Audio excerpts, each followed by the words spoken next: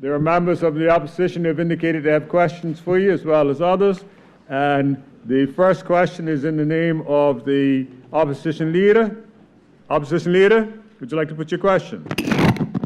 Thank you and good morning, Mr. Speaker. Good morning. And to the House and visitors. First question I have to our Honorable Premier. There was a lot of excitement around a particular company, Perseid, who in the Perseid, yes, Perseid, S-E-I-D, Perseid, who won awards away for interesting technology that it was bringing forward to light. And quite frankly, I think we were all excited about the fact that there was an MOU that was being signed by the government with this particular company in conjunction with another company using Shift. So I wanted to find out from the Premier, where are we? We understand that it was supposed to kick off sometime the first quarter that has passed in February. I'd like to know where are we with this particular great opportunity that we understand would have even been lucrative for our Bermuda government at some point in time. If he could give us an update on what's happening. Thank you. Opposition Leader, Mr. Premier. Thank you, Mr. Speaker. Mr. Speaker, in regards to the question from the opposition leader, I believe the opposition leader is asking about the government's EID project, which has been spoken about in numerous occasions. Last year, almost about a year ago, I believe, at the Consensus Conference in New York City, there was a joint venture signed where a Canadian company, Shift, invested in a Bermuda company or formed a joint venture with Bermuda company Tsunomi to create a company, Perseid. Perseid was to work with the government of Bermuda on the implementation of an electronic identity pilot. I'm not going to get into the details because I do not want to discuss internal issues with particular companies as they exist, but needless to say, there were some particular challenges with the execution of this particular arrangement. Discussions continue with the government of Bermuda. Discussions happened as recently as 2 weeks ago. We will continue to do it, and the intent is to implement an electronic identity pilot this year. However, Mr. Speaker, as honorable colleagues may know, but those persons who are familiar with the distributed ledger technology space do know, is that changes in technology, as this is a nascent technology, happen very quickly. The government is looking to adjust its approach to the electronic identity project, as opposed to having one vendor and/or one system being tied in. That may expose the government to technology risk in the future, as we do not know how the system will develop. We are looking at implementing a regulatory framework, which we are calling the Reliance Framework, which will basically allow multiple different companies to be able to attest to and verify the identities of persons, and that is thought as a process which will broaden this identity project. Perseid will still be used to do the pilot of that, and that is the negotiation which we're currently doing. But the government is working with the Massachusetts Institute of Technology on developing the Reliance Framework, and we look forward to updating members of that once that is passed through the Cabinet. Thank you. Opposition Leader, would you like to put a supplementary or a new question? Certainly. No. Supplementary. Supplementary? Okay. Appreciate some of the update. I just want to be sure, so I'm understanding correctly, the MOU then still is in place. We are still continuing with Perseid. And I guess the question then would be, is the commitment still to invest the $10 million that they said they also would be investing in the next 3 years? Has any of the conditions of that MOU changed since the revelation of working with the university that you just mentioned and the likes? Thank you. Opposition Leader, Premier. Thank you, Mr. Speaker. Mr. Speaker, I may believe that the opposition leader may be talking about two different particular issues. There's the joint venture between Tsunomi and Shift, and then there's the MOU itself with Shift. And so there has been no change on either one of those processes. Okay. The government continues to engage with those companies. However, as technology moves very quickly, that was signed a year ago, the space itself is evolving rapidly. The analysis that the government has done, which is being spearheaded by the Chief FinTech Advisor, Mr. Dennis Pitcher, working with MIT, is to look at a broader framework which we believe can bring more adoption to electronic identity in Bermuda and advance the pace of, I would say, Bermuda as being a center in this space. This is very hard stuff to explain because it is incredibly technical. It is very difficult for me to understand. That's why I'm fortunate to have someone like Dennis Pitcher who understands this particular stuff, but we are changing it. So there has been no change in the MOU with SHIFT. Perseid is the entity that is continuing to work with the government to launch the pilot, and once we confirm the parameters of that, because what is most important, Mr. Speaker, is that the government's interests and the country's interests are advanced in the best way. Thank you. Premier, supplementary? Yes. Second yes. supplementary? Appreciate that, and I just want to say in asking this question, I think it's a great idea, this whole process.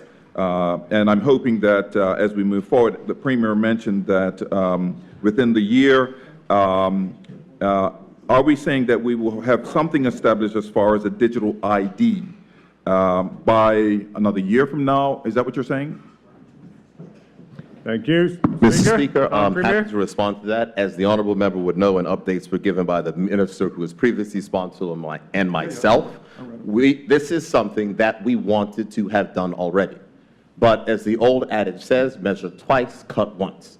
Things are advancing very quickly, and we do not want to have ourselves trapped in with, as is called an IT, technology risk. And that is the reason why we are making sure that we are analyzing this carefully. I would love to give the opposition leader a specific timeline on when this would be. I cannot present that at this time, as the government is still working with Perseid to outline exactly the parameters of what the pilot would look like in conjunction with the budgeted amount that has been approved by the Cabinet of Bermuda. Thank you. Opposition Leader, you are done with the supplementaries for your first question. Would you like to put your second question? I did three already. It's Two. Two Oh, that's right, it's supplementaries. two. I was trying to cheat to get three. No problem. Thank you, Mr. Speaker. Yes, I'd like to move on.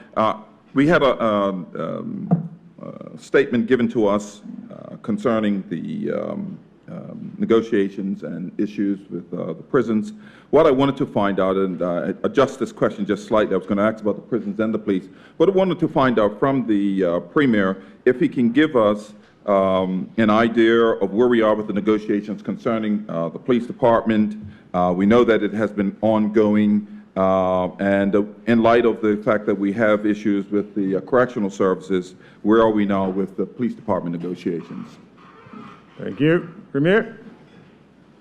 Thank you very much, Mr. Speaker. Mr. Speaker, I will just state that on the top of my head, I do not know the exact status of the negotiations with the police officers. I will seek to get the minister, and I can to the opposition leader, and can write with clarity on that. The minister for the Cabinet Office is the one who holds those particular responsibilities, and I'm very sorry that I do not have that update, but I'll look to provide it as quickly as possible. Thank you. Supplementary? Yes, your first supplementary. Yes, Mr. Speaker. Taking that into consideration, we know that it has been a major concern with both departments, correctional services and the police department. I would hope that we can get an update, and in addition to understanding exactly what is going on, find out what are the major concerns so that we can move along in resolving this, understanding that both correctional services and police department work hand in hand with one another. We don't want a situation whereby we're having more sit-outs and that kind of a thing. Thank you. Thank you. Premier? Mr. Speaker, I agree with the sentiments expressed by the opposition leader. Clearly, this is a challenge that the former government had, as according to this government. And one of the major sticking points with both the prison officers and the police is the issue with GEHI contributions. It's something that was inside of throne speeches from the former government, and it's something that is continuing to be worked on this government. And for the public's edification, there are about 7 different public sector unions and negotiating bodies, and not all of them pay into the government employees' health insurance scheme at the same rate. And that is one of the major sticking points in both, as the Minister for National Security had mentioned, with the prison officers, and that's also one of the challenges and sticking points with the police officers as well. Opposition Leader, you have a second supplementary, or you want to go to your, That's it, yeah. go to your third question? Thank you, Mr. Speaker. We look forward to an update concerning the matter that I know that they are taking into hand. Yeah, the third question that I do have is, since the election of July 2017, could the Premier let us know, has any ministers or junior ministers been hired as consultants or been paid to do work in addition to being appointed as minister or junior ministers since that period of time? Thank you. Premier? Mr. Speaker, I will try to get answers off the top of the head. The only outside of regular service on government boards, I do not believe so. The only thing would possibly be the Efficiency Committee, which I believe was chaired by the Junior Minister for Finance, which had multiple members which were remunerated, which did work, but I don't necessarily, off the top of my head, have any specifics on that. Thank you. Supplementary? Yes, supplementary, Yes. Mr. Speaker. Thank you for the Premier's willing to take that on hand. And if the Premier could also allow us or let us know for what ministries those were for and approximately what were the amounts for those contracts that may have been meted out. Thank you, Mr. Speaker. Thank you. Premier? Mr. Speaker, I don't believe that there was any particular contracts which were stated. I believe under the Constitution, Section 61(4) of the Bermuda Constitution allows all ministers to appoint boards and committees to advise particular ministers. I know the Efficiency Committee did excellent work, and with that excellent work, I know that there were a number of members on it from both sides of from both places. Including independent senators and others, and the work which they do, hopefully we'll be able to bring to this House in the near future. Thank you. Second Mr. Speaker. supplementary? You're fine? Okay. That brings us to a close of the questions from the Opposition Leader. The next member who has questions is MP Jean Etterton. Member, would you like to put your question? Thank you, Mr. Speaker. Mr. Speaker, through you to the Premier, can the Premier advise, and this is relating to the FinTech Development Fund that was introduced in 2018. Can the Premier advise how much money has been deposited into the FinTech Development Fund, and in those monies deposited, what was the specific purposes for such funds received in the other purposes category?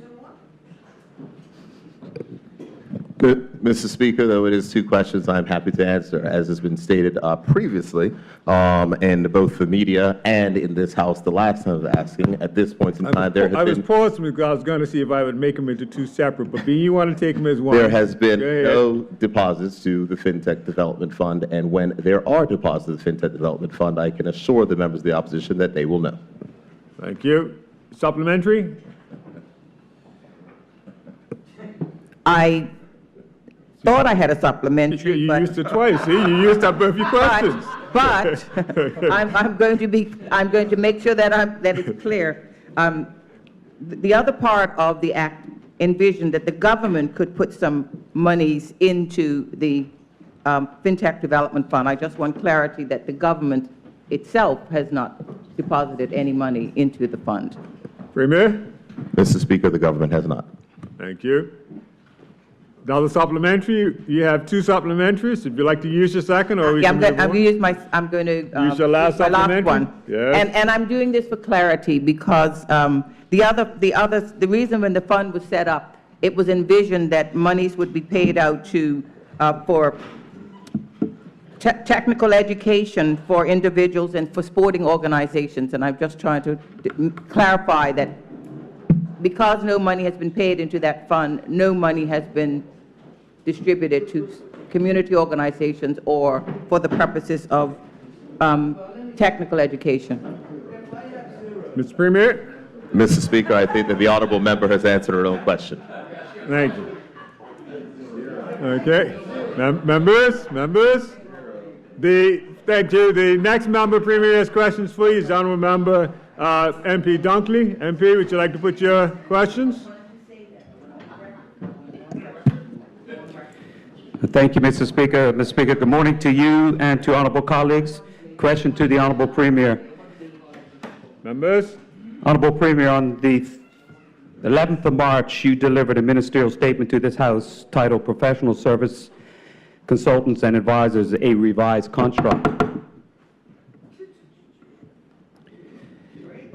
In it, you stated that you would shortly invite Cabinet to approve amendments to relevant legislation to formalize ministerial private offices.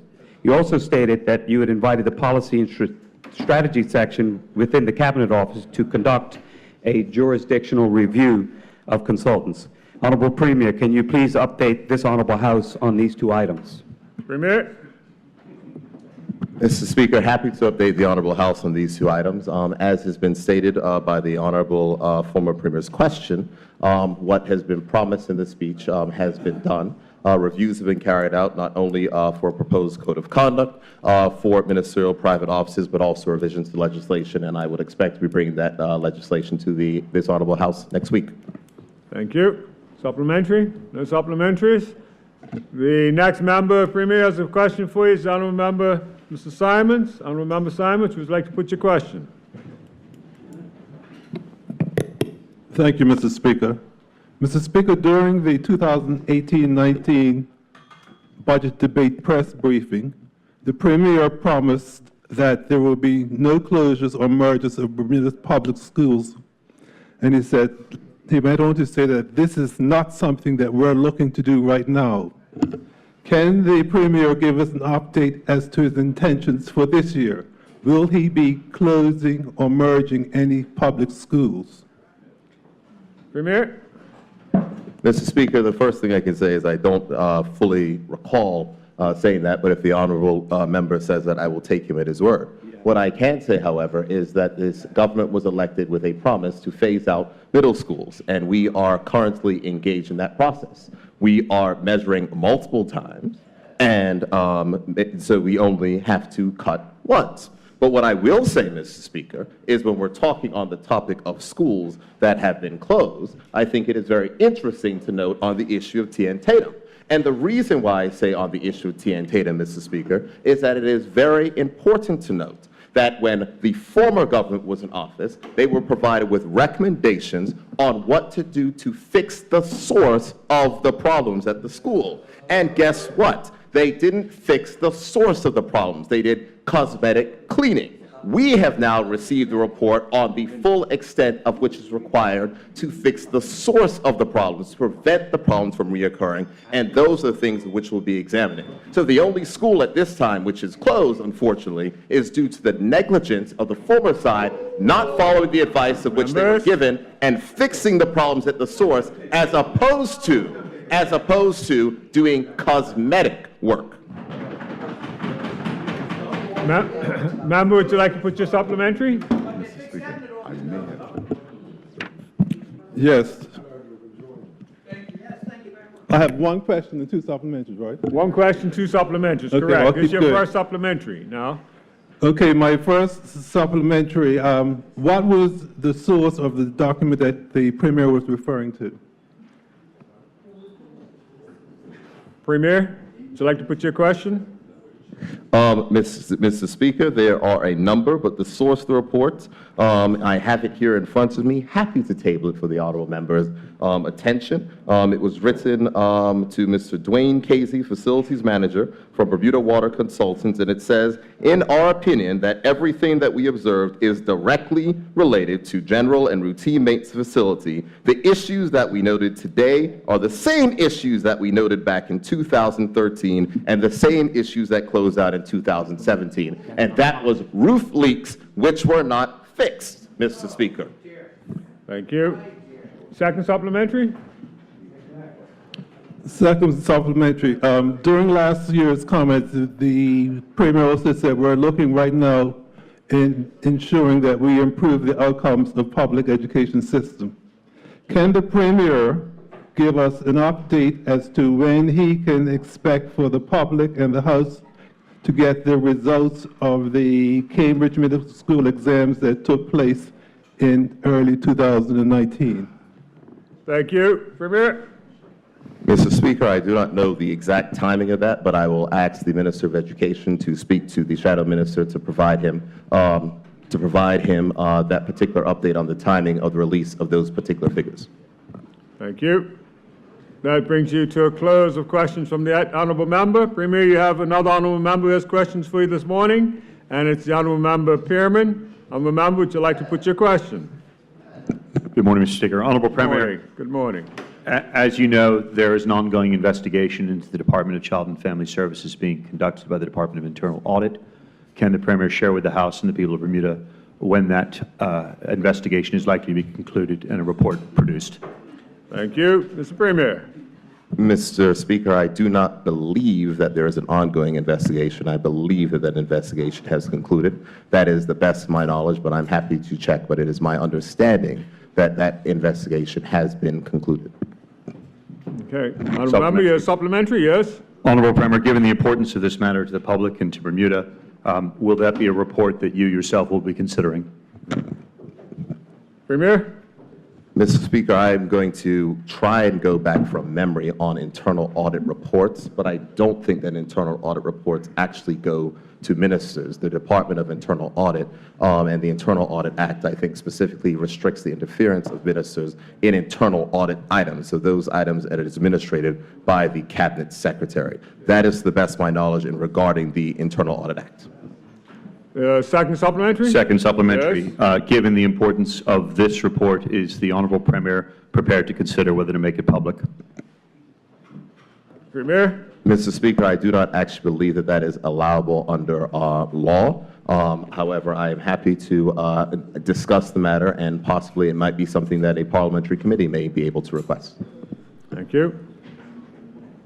That actually brings us to a close of questions from the opposition. I do believe we have some questions from government members, and I believe it's actually 8 minutes and 25 seconds left, so you've got some time there. The first, I believe, is from the Deputy Speaker. Deputy Speaker? Thank you, Mr. Speaker. Mr. Speaker, in 2017, the Progressive Labour Party election platform stated that the government would reform public education by phasing out middle schools and introducing signature schools at the secondary level, which focuses on the learning styles and interests of our children, including academic, technical, and other trades, business, sports, arts, and special needs education. Will the Honourable Premier please inform this Honourable House the status of this election promise? Thank you. Premier? Thank you, Mr. Speaker, and I thank the Honourable Deputy Speaker for his question. The Ministry of Education has been reviewing the outline of this current system, as I had said in responses to questions from the opposition earlier, that this is something that we're making sure that we analyze fully, as these are our children, and we want to make sure that any changes that are done to the system are done in the best interest of our children. The Cabinet recently had a presentation on possible construction of new schools and system redesign, and the Cabinet has asked for additional information, Mr. Speaker, as is the Cabinet's view that we can not only deal with the matters of buildings and facilities as we look to phase out middle schools, but we also have to look at accountability for teachers and administrators as well. So that is particular information. The Minister of Education, as I discussed this morning, said that he is aiming to have back information to the Cabinet as is requested in July, and at that point in time, I'm certain that the Minister of Education will engage in public consultation on this particular matter. Thank you. Supplementary? Yes, Mr. Speaker. I know many of my constituencies voted for the PLP based on this pledge. When I go knock on doors, what can I tell my constituency is the timeline to deliver this election promise? Thank you. Premier? Thank you very much, Mr. Speaker, and I think that I'm on public record of saying this, and I will say that ideally the next school year, which is 2019-2020, will be the last school year under our system, under the current system, and that the school year 2020-21 will be the first with signature schools. However, Mr. Speaker, and I want to say this, the government will not rush this just to make this particular timeline. These are our children, and especially as my daughter will be starting in the public school system in the fall, I want to ensure that we probably don't measure 2 times, but 3 times before we cut once. But it is my every expectation that this will be delivered before we go back to the polls. Thank you. No supplementary. The next member, the government whip. The next, okay. MP Terrell, would you like to still put your question? Good morning, Mr. Speaker. Yes, thank you. Mr. Speaker, can the Honorable Premier please inform this Honorable House what measures are being taken to make this government more efficient? Yes. Premier? Thank you very much, Mr. Speaker, and I thank the honorable member for his question, because oftentimes we hear lots of particular issues about misinformation. And there's one thing that I want to certainly bring to the fore, because I think that it is critically important that people understand the truth. Mr. Speaker, I'm going to read to you two figures. I'm going to read to you the total number of employees employed by the government of Bermuda on the 31st of March, 2015. That number was 5,039. On the 31st of March, 2019, the end of the last fiscal year, that number was 4,704, a decline of 335 persons. Mr. Speaker, not only have we worked in making sure that we are constraining and making sure the public service is efficient, we are also, Mr. Speaker, as I said, had the work of the Efficiency Committee, which was led by the former Junior Minister of Finance. There are a number of recommendations which they made, which have been implemented. One recommendation collected over $4 million of taxes by examining departments. There's another thing of which the Efficiency Committee has actually also commented on, which will streamline the process for approvals for land. In addition, the Minister of Home Affairs just spoke about the efficiency measures which are going to be taken for the Department of Planning. There's a number of things that we're making sure to be efficient, but the most important thing, Mr. Speaker, is we live within our means. And it's important to correct the false narrative that is out there and recognize that between 2015 and today, there are 335 less persons employed by the government of Bermuda, not more, as the opposition would lead you to believe. Thank you, Premier. Supplementary? You can't add supplementaries. Supplementary? Yes, thank you, Mr. Speaker. Yes. Mr. Speaker, I think we should be showing more. Mr. Speaker, Members? Mr. Speaker, I think we should be showing more of the good work that this government is doing. Will the Honorable Premier look to be tabling any reports of the Efficiency Committee in the House? Premier? Mr. Speaker, I thank the honorable member for his question. What I will ask the Minister for the Cabinet Office to do is to review that report, as it did go into a number of sensitive topics, and we want to make sure that there are certain things that are possibly may not be suitable for public dissemination, but certainly the report and any appendixes which can be released, I think we should, because it's important that people know the work of the Efficiency Committee. Thank you, Ms. Terrell. You used up your questions. The next member who has a question for the Premier is Honorable Member Famous. Honorable Member Famous, would you like to put your question? Good morning, Mr. Speaker. Huh? Mr. Speaker, in 2017, the Progressive Labor Party election platform stated the government would, and I quote, collaborate with Bermuda College to promote mobile application apps development skills by having students design, maintain, and enhance mobile apps that make government better and more efficient. Would the Honorable Premier please inform this Honorable House the status of this election promise? Premier? Thank you very much, Mr. Speaker, to the honorable member. The honorable member the public should know that we have delivered on that particular election promise. I was proud to announce a few weeks ago that we have launched the government of Bermuda's first mobile application, which was designed by students at the Bermuda College in conjunction with an overseas firm.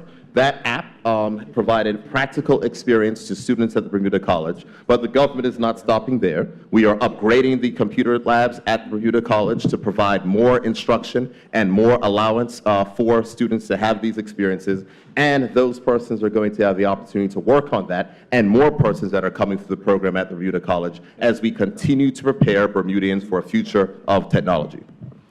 Thank you. Is it supplementary?